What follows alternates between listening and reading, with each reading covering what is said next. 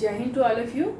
So students, till now we have studied about the atomic radii, and in atomic radii we have studied about the three type of radius, that is van der Waals, metallic and covalent, and we have studied about the trend of these radius. Fine. Today we start with the ionic radii or ionic radius. Now this is, you can include it in a second character or second factor of the your periodic trend. Ionic radius. Ionic radius means the radius exists between two ions. Fine.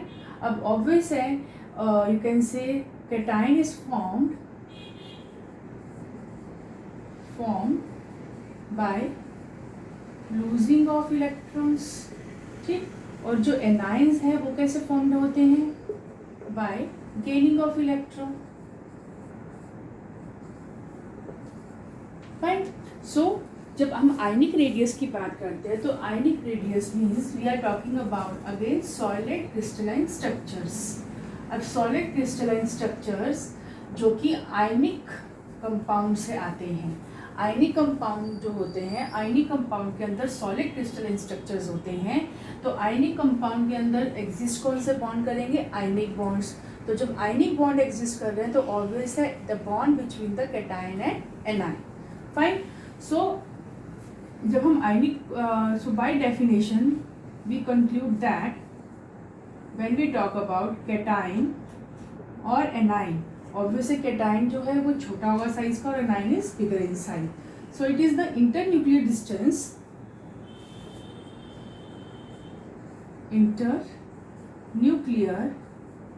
Distance between two ions. ठीक है. Internuclear distance between two ions up to which it have effect or it affect the electron clouds. या हम इसको ऐसे भी लिख सकते हैं, it is the internuclear distance between the two ions up to which you can say up to which it extend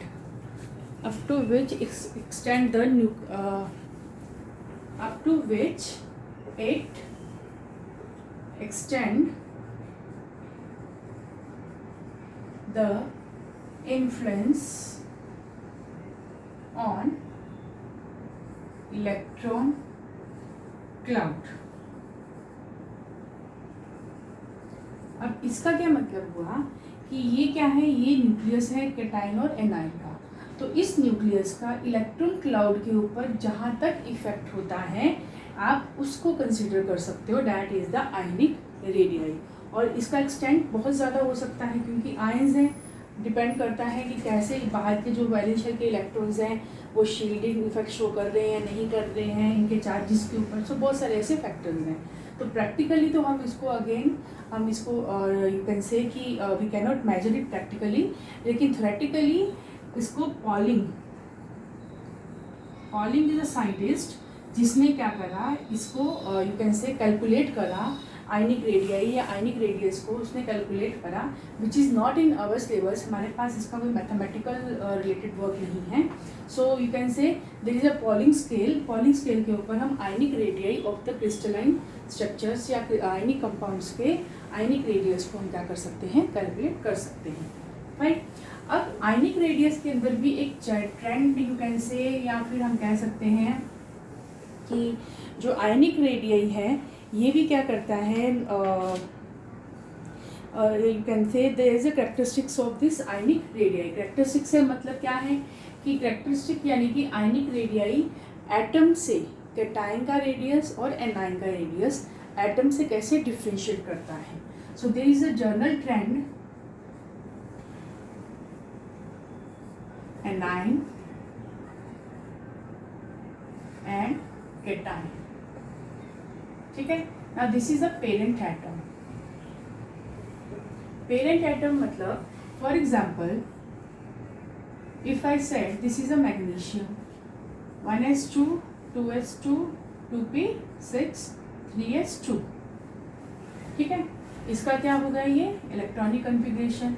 When it form an cation by losing the electron, that is magnesium 2 positive, तो क्या होगा 1s2 2s2 2p6. अब office है यहाँ से 3s जो 2 shell है वो क्या हो गई, रिमूव हो गई, इनके इलेक्ट्रॉन्स रिमूव हो गए. तो हम ये कह सकते हैं कि ये पेरेंट एटम है और उससे बाय लूजिंग द इलेक्ट्रॉन क्या फॉर्म हुआ, कैटाइन. तो जो कैटाइन का जो रेडियस होता है it is smaller than the parent atom. Parent atom का रेडियस बड़ा होगा. यू कैन से पेरेंट एटम हैविंग